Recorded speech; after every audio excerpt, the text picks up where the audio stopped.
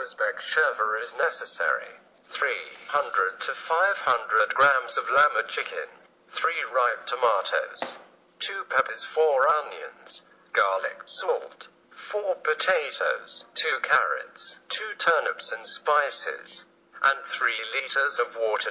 First, fill the potted cauldron cold water. Then, in cold water, place the meat and hold in medium heat until boiling. Then, after boiling, cleanse foam. Second, fine mode fat lamb 100 grams, 1 bulb mode, carrots, turnips, bell pepper and spices in a pot on a bed. Third, after the boil, meat, couch potatoes and tomatoes, and salt to taste and keep 10 minutes. Further, shake up the tomatoes and tomato juice in a saucepan and pour in bed of garlic. If the water is reduced, add the boiled water.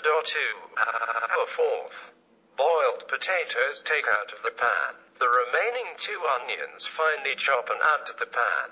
We are waiting for 5 minutes and remove from heat and add the greens.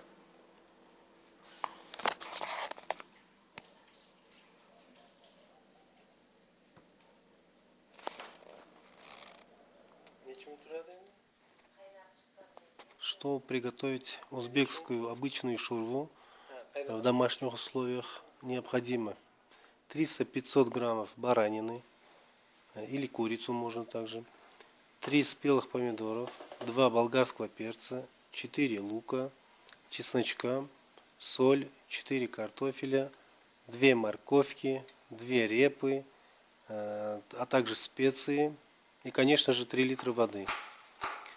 Далее, чтобы приготовить, начинаем, заливаем в кастрюлю или казан холодную воду.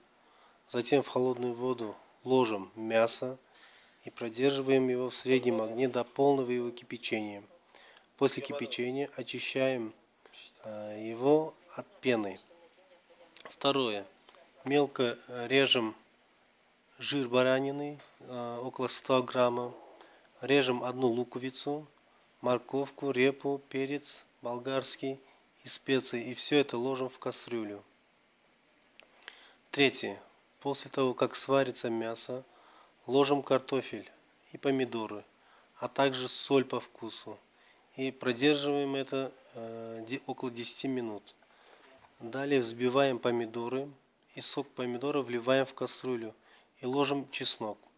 Если вода уменьшается, можно добавить кипяченую воду. Далее, четвертое.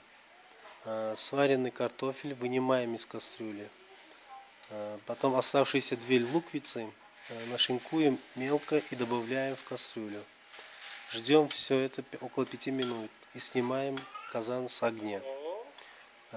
Потом берем косушки и добавляем туда зелень. Приятного аппетита! Oddiy o'zbek sho'rvasini tayyorlash uchun biz 300-500 gram qo'y go'shtini olib, 3 ta pomidor olamiz. Yaxshi pishgan pomidordan 2 ta bolg'ar qalampirdan olamiz. 4 dona piyoz olamiz, chesnok, tuz, 4 dona kartoshka, 2 dona sabzi, 2 dona sholg'om va dorivor ziravorlar kerak bo'ladi. Tayyorlanish uchun birinchi 3 litr suvni qozonimizga quyib qo'yamiz. Keyin o'sha sovuq suvga go'shtimizni tashlaymiz va o'rtacha balandlikdagi olovda qaynagunga qadar kutamiz.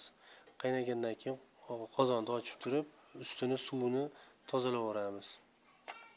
Keyin ikkinchisi mayda qo'y yog'ini, dumbani, 100 gram dumbani, qo'y dumbasini mayda qilib to'g'rab turib sovuramiz.